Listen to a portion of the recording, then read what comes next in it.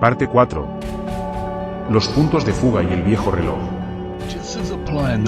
Así como la aplicación de la ley de la perspectiva al horizonte nos dice que nuestra Tierra es realmente plana, el mismo principio se aplica a la puesta de nuestro Sol. Los científicos mentirosos de nuestro mundo nos dicen que el Sol es 109 veces más masivo que la Tierra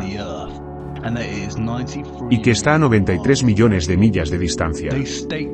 Afirman que la división entre el día y la noche se debe a que la Tierra está girando y que, cuando vemos ponerse al Sol, estamos presenciando la rotación y nuestra llegada a la fase oscura del giro, que es el marco temporal llamado noche y cuando nuestra luna se hace visible. Al igual que la propuesta de la naturaleza curvilínea de nuestro mundo, y la teoría de la gravedad, esto es una completa tontería. Antes de centrar nuestra atención en el Sol, veamos primero dos ejemplos que desmienten el modelo heliocéntrico de una Tierra globular en rotación. El primero es el horizonte de la ciudad de Nueva York, visto desde la montaña del Oso del Parque Estatal de Haremen, que está a 60 millas de distancia. Si la Tierra fuera un globo giratorio, de 25.000 millas de circunferencia, entonces esta vista desde la cumbre de 1.283 pies de Bear Mountain debería ser imposible. Si tomamos el teorema de Pitágoras, que determina que la distancia al horizonte es 1,23 veces la raíz cuadrada de la altura en pies, entonces esta línea del horizonte debería ser invisible detrás de los 170 pies de curvatura de la Tierra. En realidad, debería estar por debajo del horizonte. Del mismo modo, cuando los barcos pasan por el horizonte del océano, deberían, técnicamente, desaparecer sobre la curva de la Tierra. Sin embargo, un objetivo de cámara potente demuestra que esto es falso. Los barcos no desaparecen sobre la curva de la Tierra, sino que se desvanecen más allá de nuestros límites de perspectiva. La ley de la perspectiva en un plano dicta que un objeto que se aleja disminuye en ángulo y altura, hasta que la línea de visión converge a un punto de fuga, o lo que se llama el horizonte, en el que el objeto se vuelve entonces invisible.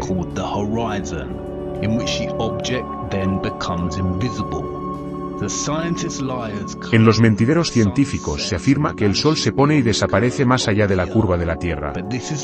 Pero, esto no es más que el Sol moviéndose más allá del punto de fuga de la perspectiva, que está determinado por las limitaciones de nuestros ojos, otros objetos y el clima. La misma ley se aplica a la forma en que vemos el Sol y su salida y puesta. El Sol nunca sale ni se pone. Es una ilusión óptica, determinada por las leyes de la perspectiva. Creemos que vemos la salida y la puesta del Sol debido a la naturaleza convergente y divergente de nuestra línea de visión. Por ejemplo, esta fila de farolas parece disminuir de tamaño, más abajo en la línea de visión, antes de desaparecer por completo. Cuando, en realidad, todas las farolas tienen la misma altura y siguen bordeando el paseo mucho más allá del punto de fuga. Lo mismo ocurre con esta línea de botellas de HP. Todas son del mismo tamaño y no cambian de tamaño.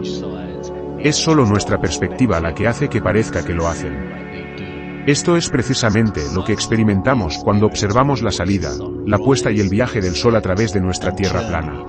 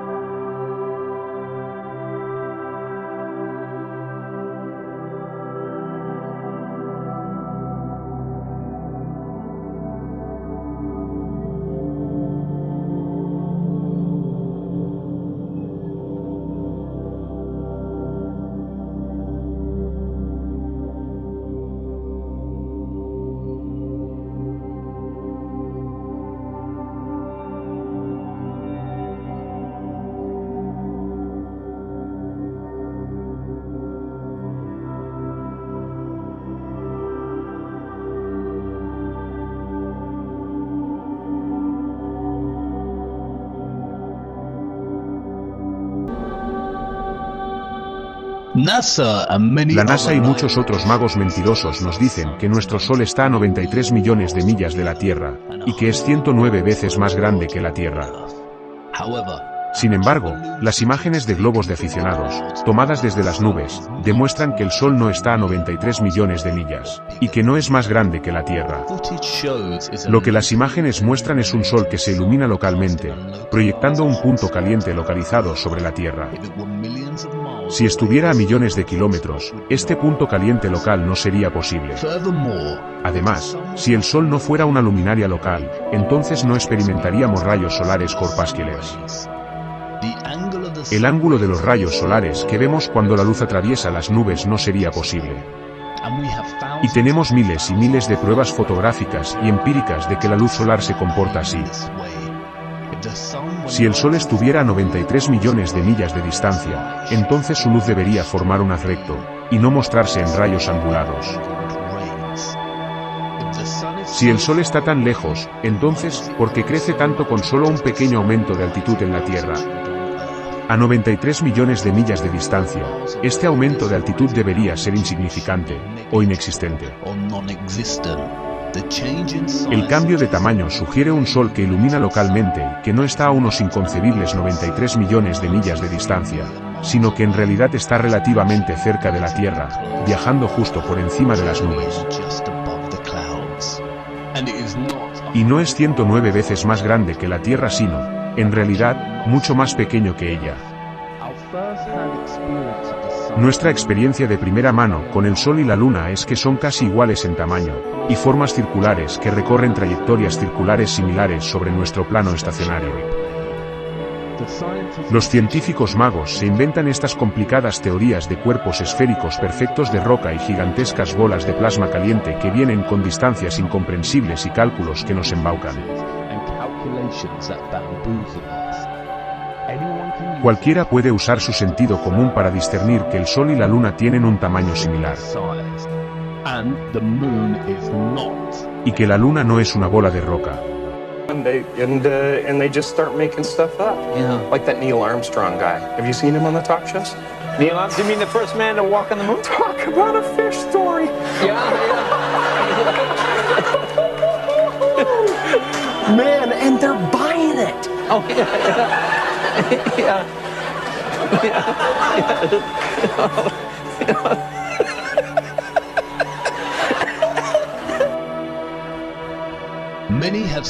Muchos han estudiado la luz del Sol y de la Luna. La luz del Sol es cálida y secante. Conserva la materia y evita la descomposición. Si dejas las frutas al sol, las conservará, como en el caso de los tomates y las pasas secadas al sol. Es antiséptica y curativa. La luz de la Luna, sin embargo, es fría, húmeda, causa putrefacción y descomposición, y es séptica. Los rayos del Sol disminuyen la combustión de una hoguera, mientras que la luz de la Luna la aumenta. La gente ha estudiado la temperatura de la luz de la Luna y se ha sorprendido al comprobar que, por la noche, la temperatura de la luz directa de la Luna es más fría que la de la sombra. Esto demuestra que estas dos luminarias son únicas y opuestas en la naturaleza. También desmiente las afirmaciones de la NASA de que la Luna refleja la luz solar. Si ese fuera el caso, la luz de la Luna debería tener un grado de calor residual, y no ser más fría que la sombra durante la noche.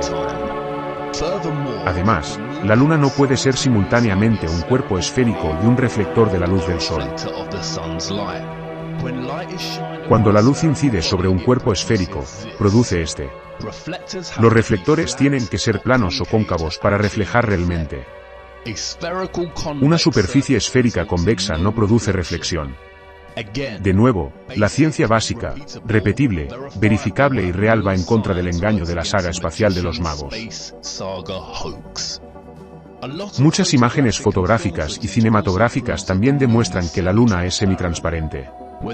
Cuando la luna creciente o menguante es visible durante el día, a veces es posible ver el cielo azul a través de la Luna. A veces, por la noche, incluso es posible ver las estrellas directamente a través de la superficie de la Luna. La Real Sociedad Astronómica ha documentado muchos de estos casos. Los creyentes en la pseudociencia de la bola giratoria suelen utilizar la superficie de la Luna como prueba del modelo heliocéntrico, en el que la Luna aparece al revés en el hemisferio sur y lo contrario en el norte.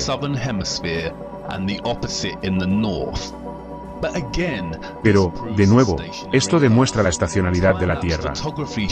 La fotografía de lapso de tiempo muestra que es la Luna la que gira en el sentido de las agujas del reloj, como un disco giratorio, sobre la Tierra. Y esto solo es posible si la Tierra está inmóvil y es la propia Luna la que se mueve. El Sol y la Luna son luminarias que giran alrededor de nuestro disco plano de la Tierra, de manera similar a las manecillas de un reloj, dictando el tiempo y las estaciones, y el equilibrio fluctuante de la oscuridad y la luz, la preservación y la decadencia. De hecho, nuestra Tierra plana es el reloj más antiguo de todos. Y así es como son posibles los eclipses solares y lunares. El modelo heliocéntrico falla por completo al estudiar los eclipses lunares. Para que se produzca un eclipse lunar en el modelo global, el Sol tiene que estar proyectando la sombra de la Tierra sobre la Luna, y los tres tienen que estar alineados en una sicigia recta de centésimo octogésimo. Pero, desde el principio de los tiempos, los eclipses de Luna se han observado cuando tanto el Sol como la Luna son visibles simultáneamente en el cielo. Además, al observar los mecanismos de un eclipse solar, la mentira heliocéntrica, una vez más, se desmorona. Como demuestra este vídeo, el Sol y la Luna tienen que tener un tamaño similar para que se forme un halo de eclipse solar.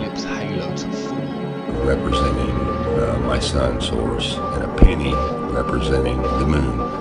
As you can see, the flashlight is a lot larger than the penny.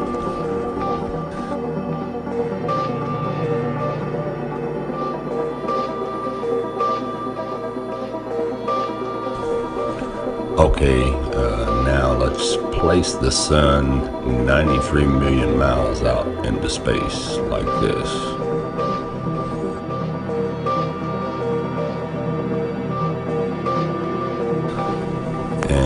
Let's get our penny a lot closer to the camera.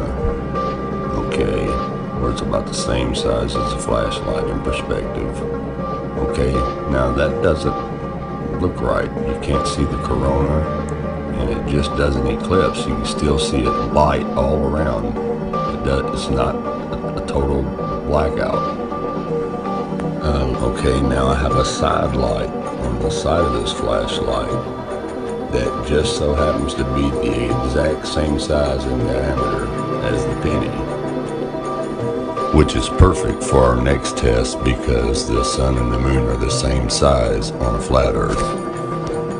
And we'll bring the sun in closer to us as it would be on a flat earth. Now let's try our eclipse with the moon right underneath the sun.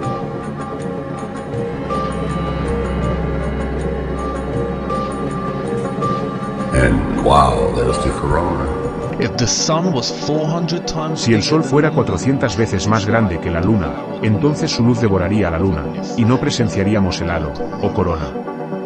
Si la Tierra fuera una bola giratoria, calentada por un Sol que está a una distancia de 93 millones de millas, sería imposible tener un verano hirviente en un continente como África, pero, a unos pocos miles de millas, condiciones absolutamente gélidas en la Antártida, que no experimenta ningún calor del Sol.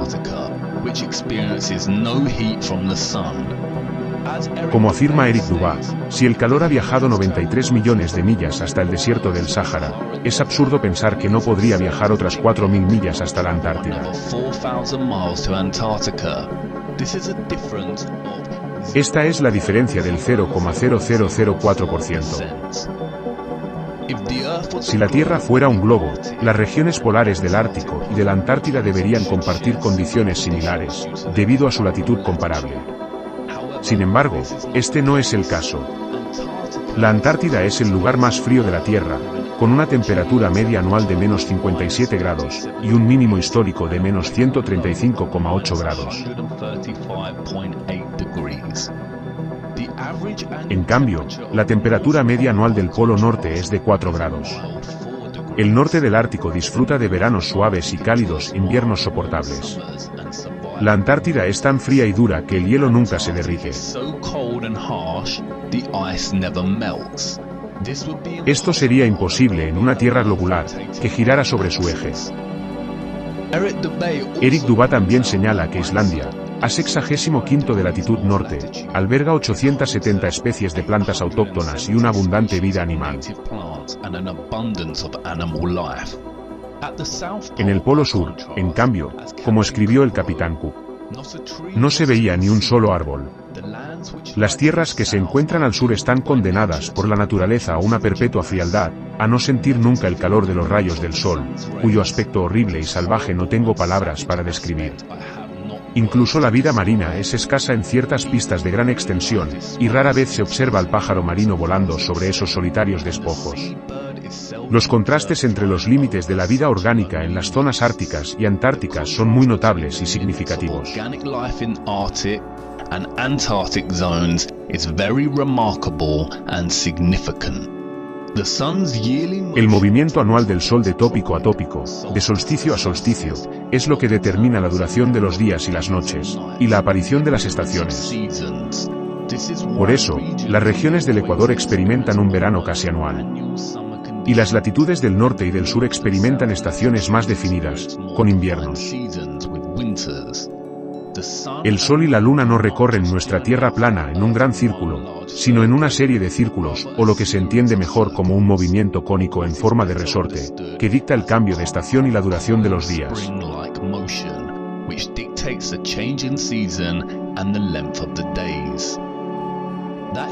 Por eso es posible ver un sol de medianoche en el Ártico.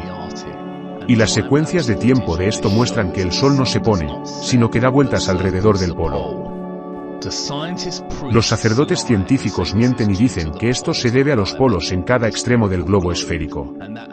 Y que la Antártida también experimenta un sol de medianoche. Pero, no tenemos imágenes amateurs de esto, ya que a nadie se le permite explorar la región. Y todas las filmaciones oficiales son muy sospechosas, ya que están hechas con Photoshop o manipuladas. Además, si existiera tal fenómeno en la Antártida, ¿por qué no crece nada allí? La NASA afirma que la Tierra está girando a 1000 millas por hora, alrededor de su eje central, viajando a 67.000 mph alrededor del Sol, y girando a 500.000 millas por hora alrededor de la Vía Láctea. Mientras que toda la galaxia está viajando a 670 millones de millas por hora a través del universo. Si este fuera el caso, entonces la estrella del Polo Norte, o lo que se conoce como Polaris, no debería permanecer constante en el cielo nocturno. Siempre permanece perfectamente situada sobre el Polo Norte, a pesar de todo este movimiento y viaje. La palabra planeta tiene su origen en el antiguo griego planes, que se traduce como errante, o que vaga. Y los griegos tenían razón, son las estrellas de arriba las que se mueven, no nosotros en nuestra Tierra plana y estacionaria.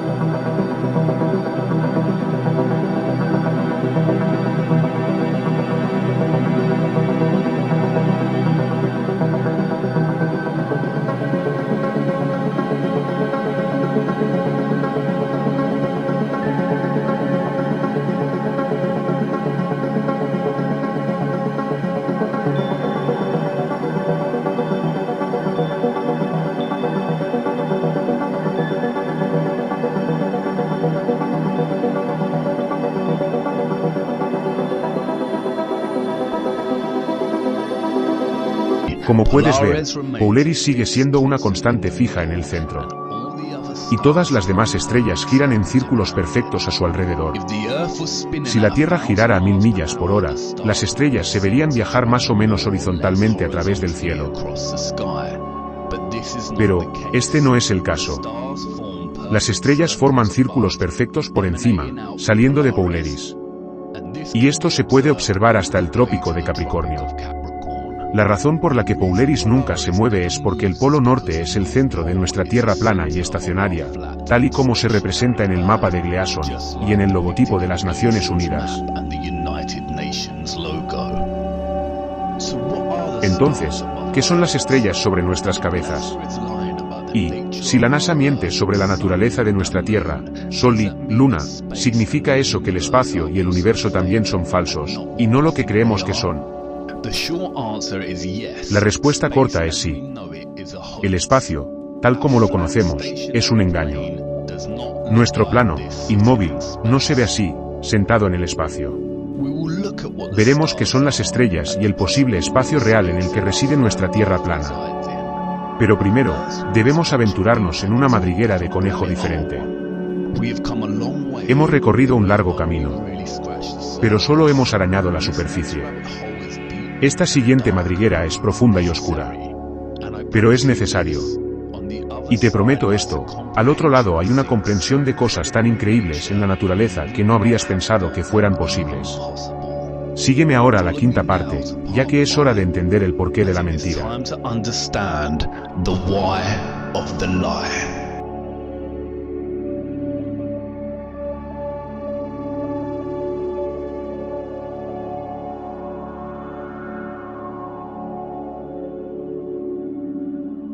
Parte 5.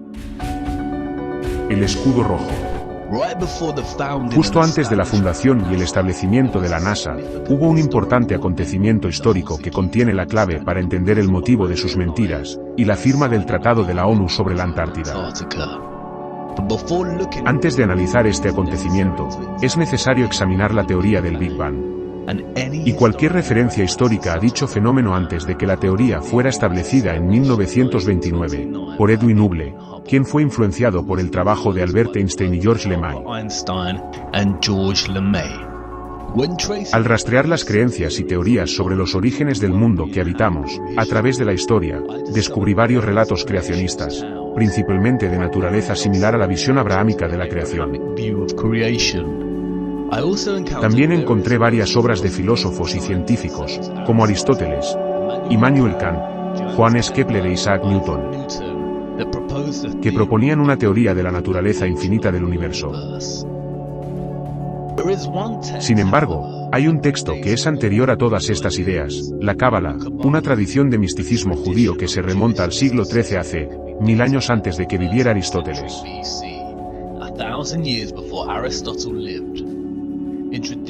Según la interpretación tradicional, se dice que tiene su origen en la época del Edén. El relato de la Cábala sobre el origen de la Tierra y el universo es complejo. Pero el resumen de su visión puede entenderse a través de su concepto de Ein Sof, que se traduce como interminable o infinito. La Cábala expone su historia de origen de esta manera. En el principio, el Ein Sof se replegó sobre sí mismo, creando un espacio vacío o vacuo, dentro del cual las fuerzas del Din comenzaron a tomar vida independiente. La contracción del Ein Sof resultó así en una purga de la áspera escoria que contenía todos los elementos del mal potencial del ser de Dios. El espacio vacío contenía así las fuerzas del Din y un remanente, el residuo o impresión de la luz divina. En este punto el Ein Sof emanó un rayo, que está representado en la primera letra del Tetragrámeten. Este rayo trabajó para organizar las fuerzas opuestas que ahora llenaban este espacio. Las fuerzas opuestas estaban juntas en un recipiente no mayor que una pequeña chispa. Este rayo causó la ruptura de la vasija y la formación de los planetas y trajo a la manifestación al hombre primordial.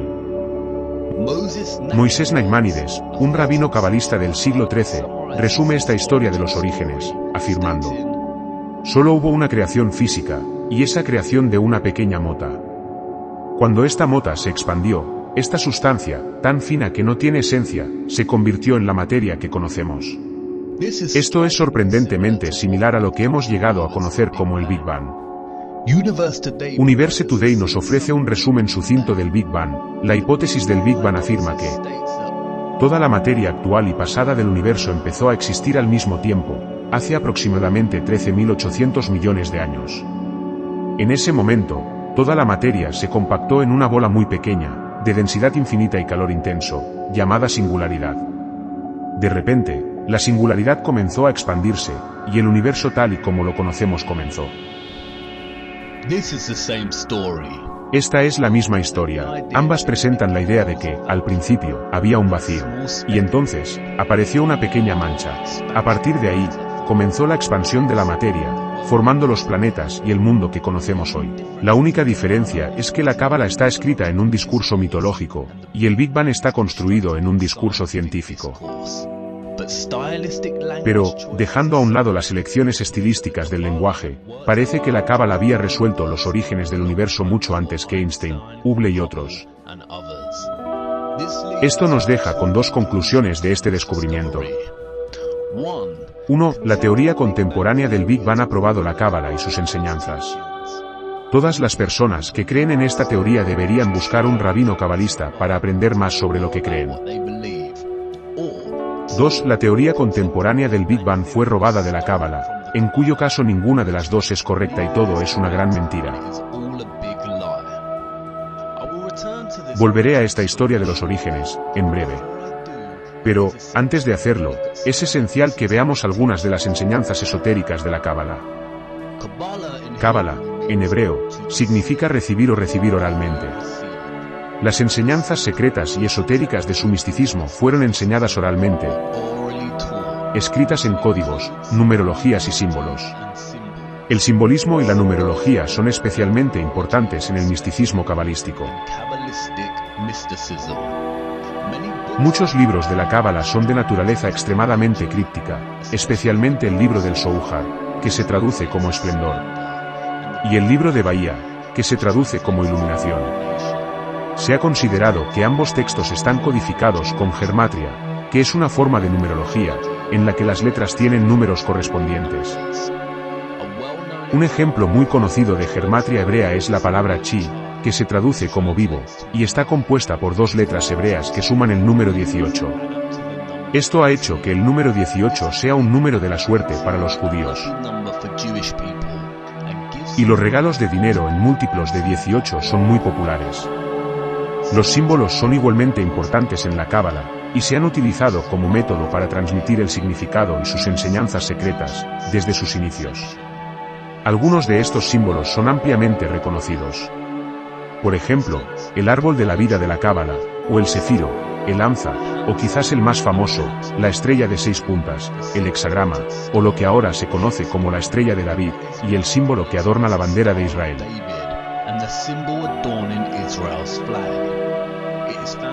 Se encuentra en los primeros textos de la Cábala, y su primera asociación judía se remonta al Códice de Leningrado de 1008. Es esta estrella de 6 puntas en la que me gustaría centrarme ahora. Porque, como ves, no siempre fue el símbolo de Israel. Tampoco es exclusivo del judaísmo. Para entender la historia oculta de este símbolo, debemos viajar primero al año 1760, cuando Mayer Amschel Bauer regresa a Frankfurt para hacerse cargo de los negocios de su difunto padre en materia de préstamos de dinero. Antes de su muerte, y en ausencia de su hijo, el padre de Mayer había montado un escudo de armas en la fachada de la entrada de la casa de contadores, para hacer honor a su nombre.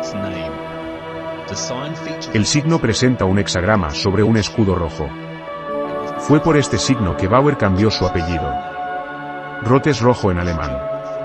Y Sild es signo en alemán. Así que adoptó el nombre y pasó a ser conocido como Mayer Amschel Rothschild. Cuando el negocio de Mayer comenzó a prosperar, debido a su descubrimiento de prestar dinero a los gobiernos, en lugar de a los individuos, reclutó a Adam Weishaupt para crear la Orden de los Illuminati, que se completó y estableció el 1 de mayo de 1776. Poco después, Weishaupt fusionó las doctrinas secretas de los Illuminati con la Orden Continental de los Francmasones, que fue fundada en 1717, y en gran medida pacífica hasta esta fusión. and largely peaceful until this merge. He then went on to Luego pasó a establecer las famosas logias masónicas del Gran Oriente para que fueran la sede de los Illuminati. headquarters. Al establecer esta orden, Weishaupt reclutó a 2000 seguidores, entre los que se encontraban los hombres más intelectuales de las artes, la educación, la ciencia, las finanzas y la industria. Se les dieron las siguientes instrucciones para obtener el control. 1. Utilizar el dinero y los sobornos sexuales para obtener el control de los hombres en las altas posiciones. 2. Los colegios y universidades debían cultivar estudiantes que poseyeran habilidades excepcionales y formarlos específicamente en el internacionalismo. 3. Todas las personas influyentes debían ser utilizadas como agentes y colocadas detrás de las escenas de todos los gobiernos como expertos y especialistas. 4. Obtener el control absoluto de la prensa. Pronto comenzó el afán de control y poder.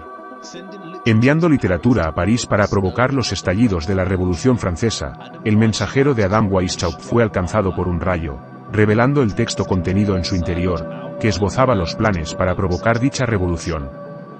Las autoridades bávaras se apoderaron del texto y el gobierno publicó los detalles de sus doctrinas en un texto, titulado Los escritos originales de la Orden y Secta de los Illuminati.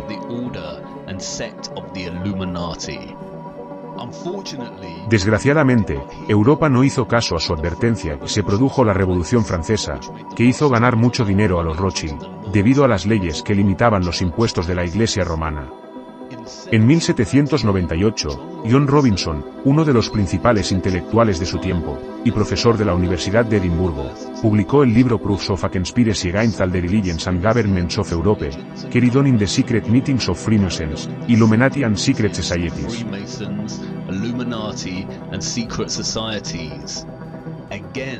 De nuevo, nadie hizo caso a la advertencia de Robinson.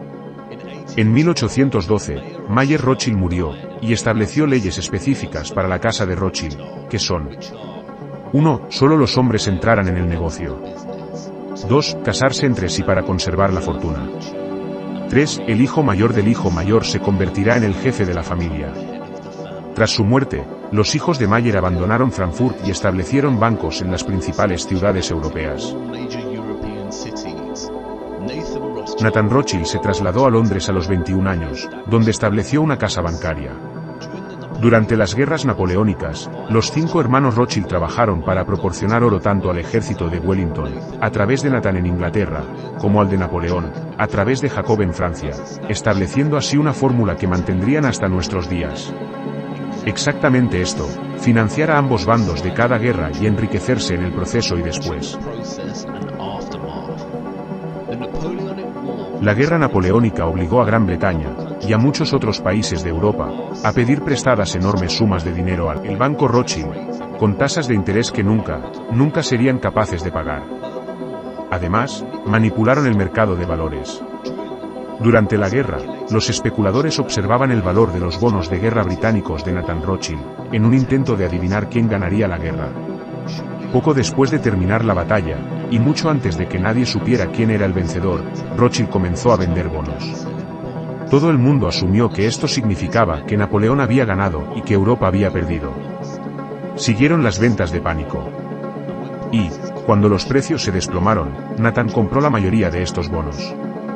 La propiedad de estos bonos de alto valor significaba que los Rothschild eran literalmente dueños del Banco de Inglaterra.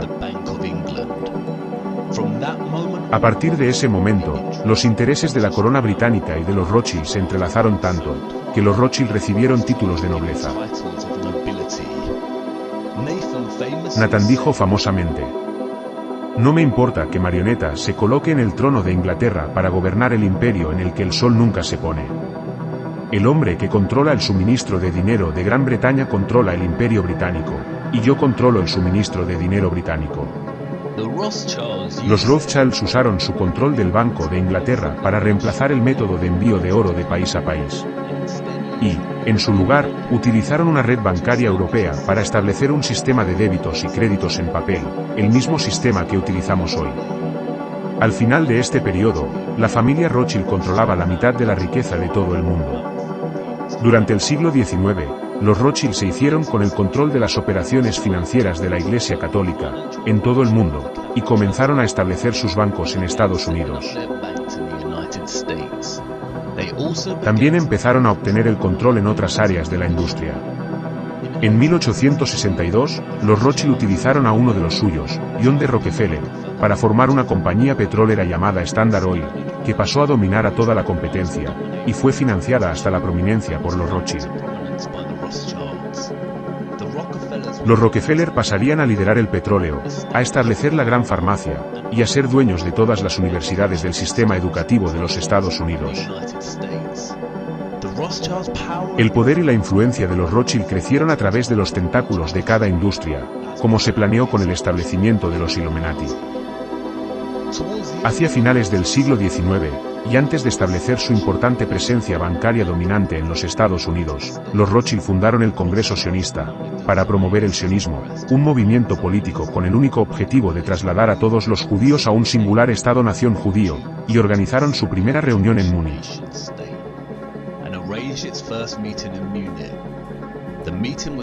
La reunión fue presidida por Theodore Herzl, quien posteriormente declaró en su diario: "Es esencial que los sufrimientos de los judíos se agraven. Esto ayudará a la realización de nuestros planes. Tengo una idea excelente. Induciré a los antisemitas a liquidar la riqueza judía. Los antisemitas nos ayudarán de este modo, ya que reforzarán la persecución y la opresión de los judíos. Los antisemitas serán nuestros mejores amigos". El hijo menor de Jacob Rothschild también visitó Palestina durante este tiempo, y suministró fondos para establecer las primeras colonias judías, allí. El plan de los Rothschild para establecer Israel, y su propio país de propiedad de los Rothschild estaba en marcha. Pero, no sería hasta muchos años más tarde que ese plan se hizo realidad. Note el hexagrama en las banderas en el Congreso Sionista. En 1910, los planes estaban en marcha en los Estados Unidos para establecer el banco de propiedad central de los Rothschild, la Reserva Federal. Los planes para un banco central de los Estados Unidos se encontraron con una fuerte oposición de algunas de las figuras más ricas de la época. Los tres opositores más importantes y poderosos eran Benjamin Guggenheim, Isidor Straus, jefe de los grandes almacenes Macy's, y John Jacob Astor, uno de los hombres más ricos del mundo y buen amigo del genial inventor Nikola Tesla. Su riqueza total en aquella época era de $500 millones. Según los estándares actuales, eso equivaldría a casi $11.000 millones. Sin embargo, la oposición no duró mucho. Convenientemente para los Rothschild, los tres poderosos opositores murieron a bordo del Titanic, cuando se hundió en 1912. Casualmente, fue el títere de los Illuminati, J.P. Morgan, quien financió y construyó el Titanic, y quien también estaba muy interesado en establecer la Reserva Federal. Canceló su billete en el Titanic en el último momento. El congresista Charles Lindbergh dijo lo siguiente, después de la aprobación de la Ley de la Reserva Federal en 1913. Esta Ley de la Reserva Federal establece el fideicomiso más gigantesco de la Tierra. Cuando el presidente Woodrow Wilson firme esta ley, el gobierno invisible del poder monetario será legalizado. El peor crimen legislativo de los tiempos es perpetrado por esta ley bancaria y monetaria. El sistema es privado, conducido con el único propósito de obtener los mayores beneficios posibles del uso del dinero de otras personas. La última parte de esta afirmación es especialmente importante. A partir de ahora, las depresiones serán creadas científicamente. Como dos estafadores trabajando en una marca, la Fed facilitó el crédito mientras los periódicos del establishment exageraban las riquezas que se podían obtener en el mercado de valores. La Reserva Federal significó que el dólar ahora podría ser impreso fuera del control del gobierno. Se utilizará para impulsar la guerra económica y las depresiones. Y era la máquina perfecta para la deuda eterna. Abraham Lincoln luchó contra el establecimiento de este método, y comenzó a imprimir su propio dinero libre de deuda, lo que se llamó greenbacks, durante la Guerra Civil Americana. Del mismo modo, JFK firmó una orden ejecutiva que devolvió al gobierno de los Estados Unidos el poder de emitir moneda, pasando por encima de la propia Reserva Federal de los Rothschild. ¿Qué tienen en común estos dos presidentes? Querían imprimir dólares para el pueblo estadounidense, en contra de los deseos del sistema Rothschild, y ambos fueron asesinados. Durante la Primera Guerra Mundial, vemos la misma fórmula de guerra de los Rothschild. Los Rothschild alemanes prestaron dinero al gobierno alemán. Los Rothschild británicos prestaron dinero al gobierno británico. Y los Rothschild franceses prestaron dinero al gobierno francés. Durante la guerra, y mientras Gran Bretaña considera la oferta de armisticio de Alemania, Louis Brandeis, el elegido líder del Comité Ejecutivo para los Asuntos Sionistas, envía un delegado sionista de América a Gran Bretaña, con la promesa de poner a América del lado de los británicos, siempre y cuando los británicos acepten dar la tierra de Palestina a los Rothschild.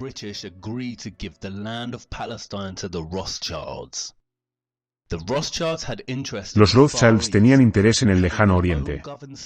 Y tener su propio estado gobernado significaba que podían ser dueños de su propio ejército, que podían usar sobre cualquier agresor que se interpusiera en el camino de esos intereses.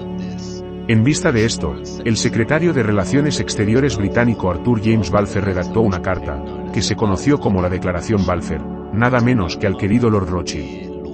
En ella se afirma que el gobierno británico haría todo lo posible para ayudar a establecer Palestina, un hogar nacional para el pueblo judío.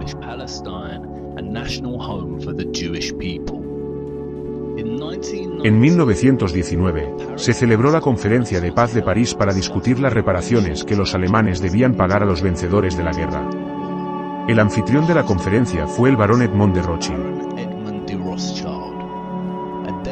Una delegación de 117 sionistas, encabezada por Bernard Berek, planteó el tema de Palestina. Los alemanes se sintieron traicionados, ya que la nación siempre tuvo buenas relaciones con los judíos.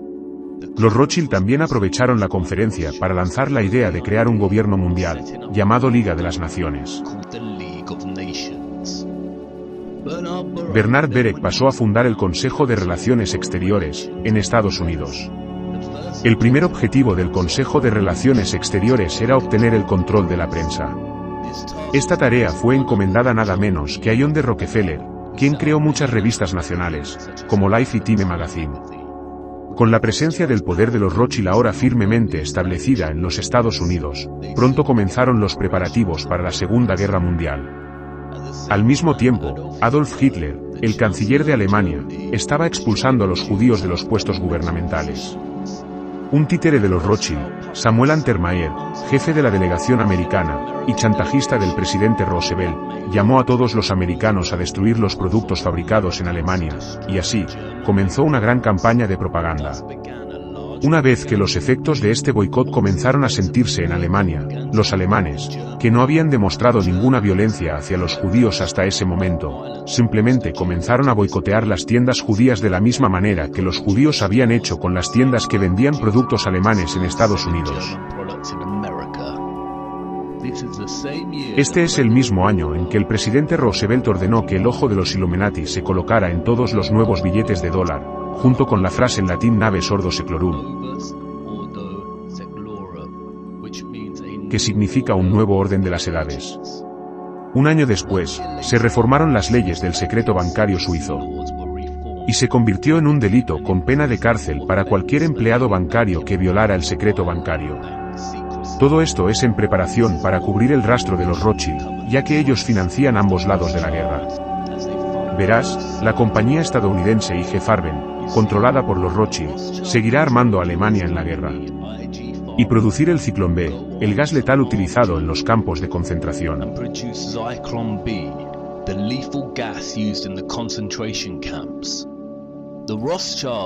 Los Rothschild también financiaron a la IBM estadounidense, que proporcionó en el suministro máquinas a los nazis para producir las tarjetas perforadas que ayudaron a organizar y gestionar la identificación inicial y la expulsión de los judíos, la confiscación de sus bienes y su eventual exterminio. Curiosamente, durante esta época, a Prescott Bush, el padre del presidente George Herbert Walker Bush, se le confiscó su empresa, en virtud de la ley de comercio con el enemigo. Estaba financiando a Hitler desde Estados Unidos, mientras los soldados americanos luchaban contra los alemanes. La conexión de los Rothschild con Hitler puede estar más subestimada de lo que se cree inicialmente. Como afirma Hans-Jürgen Kohler en su libro Inside de Gestapo, la abuela de Adolf Hitler, María, era una sirvienta en la mansión de los Rothschild. La guerra estaba muy coreografiada y solo tenía en mente los intereses de los Rothschild. Como el sionista Isaac Greenbaum, en un discurso ante el Consejo Ejecutivo Sionista, lo expresó de forma tan sucinta. Una vaca en Palestina vale más que todos los judíos de Polonia. Esta pieza de propaganda pretendía asustar a los supervivientes judíos haciéndoles creer que su único lugar seguro era Israel. Al final de la guerra, en 1945, los Rothschild no solo se beneficiaron financieramente, sino que su visión de una Liga de Naciones se hizo realidad con el establecimiento de las Naciones Unidas. Los británicos declararon que no habría más inmigración de judíos a Palestina, para proteger a los palestinos. Pero, después de la Segunda Guerra Mundial, los británicos transfirieron el control de Palestina a las Naciones Unidas. Las Naciones Unidas dividieron Palestina en dos estados, uno sionista y otro árabe, y Jerusalén quedaría como zona internacional a compartir por todas las confesiones religiosas. En los años siguientes, los israelíes lanzan una serie de ataques militares contra los palestinos árabes, provocando un éxodo masivo. Se crea la agencia de inteligencia secreta israelí, el Mossad. Su lema es: por medio del engaño harás la guerra. En 1948, los Rothschild sobornaron a Harry San Truman con $2 millones, que le entregaron durante su campaña, para que reconociera a Israel como Estado soberano. Pronto se reveló la bandera de Israel, que no es otra que una versión azul del hexagrama rojo de los Rothschild. Y aquí es donde la historia apenas comienza. Sígueme hasta la sexta parte, para que podamos echar un vistazo al verdadero significado de la estrella de 6 caras. The six-sided star.